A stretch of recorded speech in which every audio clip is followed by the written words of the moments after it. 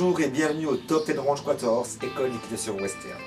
Nous avons parlé aujourd'hui d'un sujet qui m'importe beaucoup, les morts en équitation western. Tout d'abord, qu'est-ce que le mort en équitation? Le mort est un outil de communication entre le cheval et son cavalier via les rênes et les mains du cavalier. Le mort est un outil qui va permettre au cavalier à expliquer à son cheval comment utiliser son corps pour pouvoir mieux le porter, avoir une meilleure locomotion. En effet, la nature n'a pas équipé le cheval, n'a pas conçu le cheval pour qu'il puisse porter un cavalier. C'est votre responsabilité en tant que cavalier d'expliquer via ce mort à votre cheval comment utiliser son corps pour avoir une meilleure locomotion et surtout pour pouvoir rondir son dos pour pouvoir porter correctement son cavalier. Certains cavaliers, ou du moins soi-disant cavaliers, vous présentent ce mort comme un outil de torture. Ça n'est pas le cas du tout. Par définition, un mort c'est un objet. Un objet c'est inerte, c'est pas méchant ou gentil. Le mort n'est que ce qu'on en fait.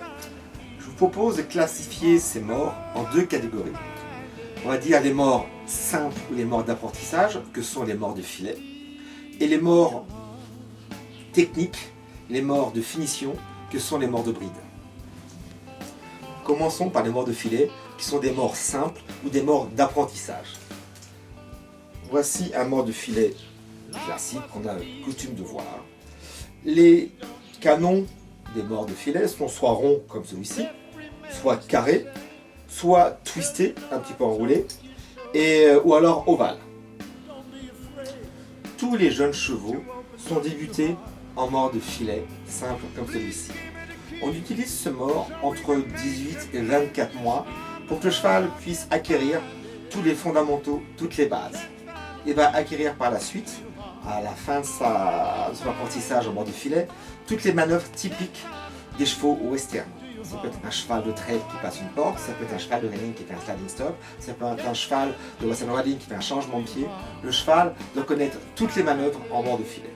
Lorsqu'il est prêt, en mort de filet, à accepter toutes les pressions, qu'il est très soft, très souple, qui se plie à la moindre sollicitation de son cavalier avec sa main, le cheval est prêt alors, à ce moment-là, à passer à l'étape suivante, que sera le mort de bride. Il est hors de question que vous mettiez un mort de bride dans la bouche de votre cheval si celui-ci n'est pas prêt.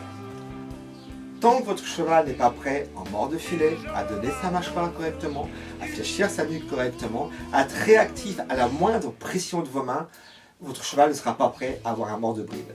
Le mort de bride n'est pas là pour casser les résistances, mais pour apporter de la finesse et de la précision dans vos manœuvres.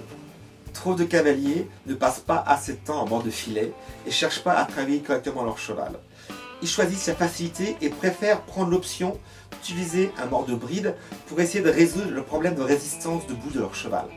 Ils rentrent alors dans une espèce de triste engrenage et ruinent de manière irréversible la bouche de leur cheval. Les morts de bride sont constitués de plusieurs parties.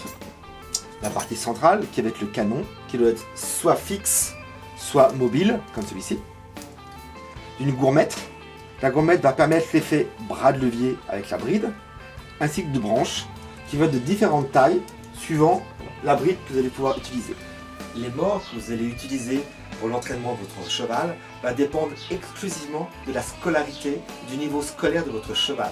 En aucun cas, ce mort va vous servir à résoudre des problèmes de résistance chez votre cheval. En conclusion, seul le travail sur le plat va vous permettre de résoudre les problèmes de résistance que votre cheval pourrait avoir.